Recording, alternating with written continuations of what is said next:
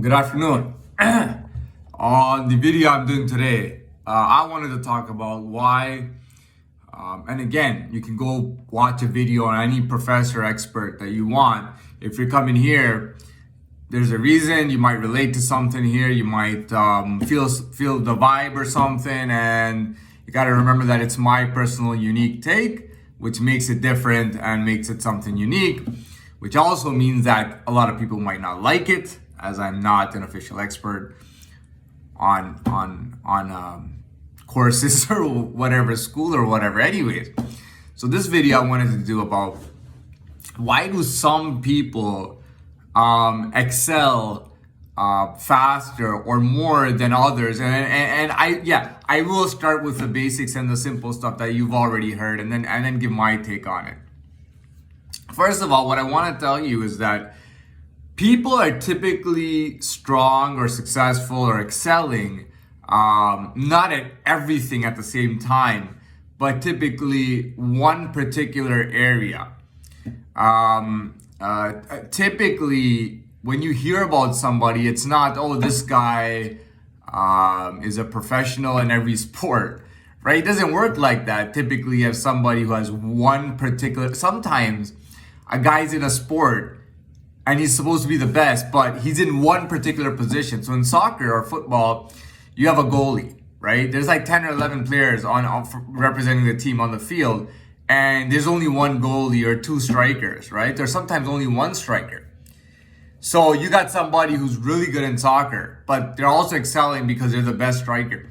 So what does that mean to me? It means being in the right position. Now, at the same time, you got to remember that just because that is the case, it doesn't mean that if I put him on defense, if I put the striker on defense, that he would have sucked. Because had that been his area of focus, he would have been very good at it. Okay, so we've established that. Another basic is that typically, some people are just more skilled or talented or more hardworking or just all overall and all around are just typically better, which is also true. Now, when it comes to me, what I can say, there's another type of excelling. That's when you excel among people. You know, for example, you're in a big group and for some reason you're the best or people will agree you're the best or whatever the case is. I'll tell you what that has to do with. You have to have some kind of you cannot be fake. So you have to be genuine, number one. People who are fake get replaced within weeks or months at any job or position. They will get replaced in an instant. Okay?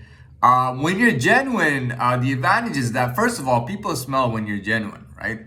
Let's say I'm genuine. I'm carrying something from over 30 years ago, right? My entire life. I have certain traits or certain things I've never done with others or certain things I have done with others that nobody does. I got something special on a lot of people because typically people are not that consistent. They fuck up a lot, right? And I'm not saying I don't fuck up, but if in certain areas I've had a big strength and an uncanny and unique ability or life or I've shown for it, it'll show. It'll show big time. You know, when you have a big group of people, sometimes one person is just elected. It doesn't matter if it's communism or democracy. I believe that Vladimir Putin is probably one of the best representations of Russia as a leader. And I think Russians feel the same. And at the same time, I think, I'll tell you who I thought was great. Because, you got to remember that Putin's been in power for a long time. So he's gotten old, but he's been good from that time. So you don't have to go with the oldest guy. In his era, I don't know if Bill Clinton was in his era, but I will say that everybody loved Bill Clinton. He was a natural leader, and he was going to get selected very easily. And he had genuine qualities. He was very I wouldn't say pleasing. I would say he was very I wouldn't say pleasant, charming. I would say he had a genuine charm. That's not something that he decided before his campaign when he thought, I'm going to go for president. You know what? I'm going to learn how to I'm going to fake my way into charming. No, he had a natural charm, and that's what led him in to the election and being elected. I mean, till this day, most Americans from any side will agree that Bill Clinton was one of the best presidents that the country has had in its hundreds of years of history. right? And now that I'm done talking about this 5 minutes in, and I want to go to my unique take and reflecting on myself. Well, here's the thing with me. I have a unique thing going on anyways, right? And I'm not talking about my vampire teeth. You know what I mean? I'm not talking about both of my vampire teeth. You know what I mean? I'm not saying that, I'm not talking about that. But I'm saying I am a unique self already. You know what I mean? Because on this planet, we only have so many different type of people. Okay? And I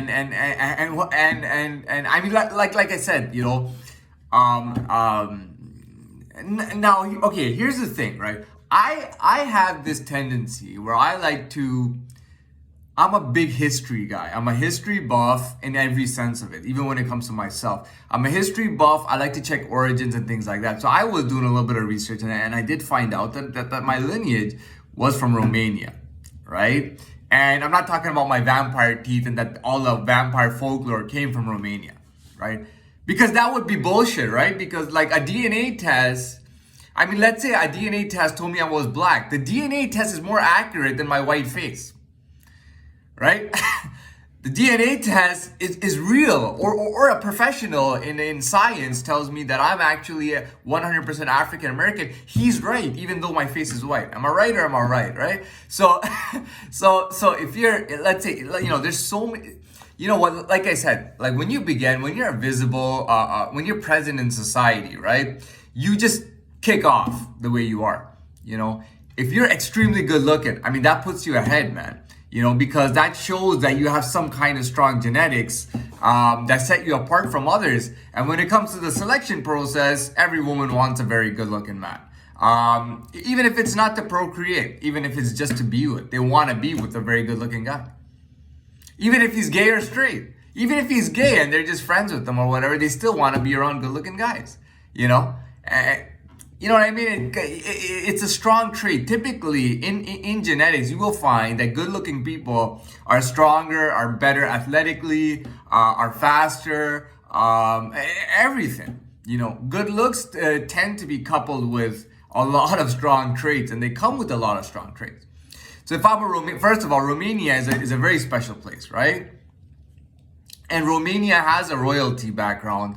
But that's not what it's about. Romania has the vampire folklore. Romania has a dynasty. Romania has a rich history. Now, if I was to trace it back, and let's say, I'm checking on my historical ancestors or whatever, and all I find is Italian, right? That's one thing. But if I trace it and I go, okay, there is Italian definitely for some time.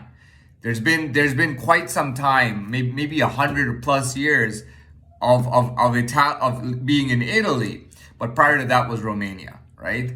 And I figured that out, for example, and we got the thing is, Romania had a dynasty, you know, and it's not just a royalty. It is a royalty officially, but it's not just a royalty; it's a dynasty. You know, a dynasty is choice and belonging both put together. A dynasty is no easy joke. It's nothing easy. Dynasties are very real. They're very strong. They're very strict. They're cutthroat. Not anyone can survive in a dynasty. You really, really gotta be with it to be part of a dynasty. And nothing is handed out to you when you're in a dynasty. And when you're around these sharks in the dynasty, it's not easy to survive at all. You're not gonna get by on being charming or being the lovable loser. That's not gonna work out in a dynasty. You better be at your best, and if you are part of that dynasty.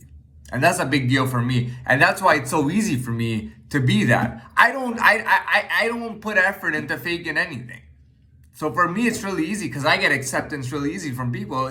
You get acceptance very easily from people when you're genuine. Most people do not stay genuine. Most people are faking all the time. So when they see somebody genuine, they actually respect the person. They put the person above themselves. You know, this guy's really genuine. You know, don't fuck with him, man. This guy's really genuine. You know what I mean? You hear that a lot.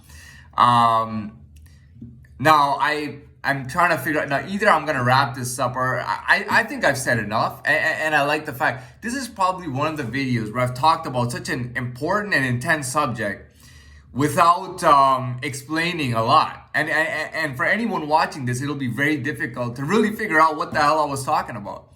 But if you relate and you understand, you will be of not so many people, right? You'll be of a small part of people, or a small amount of people.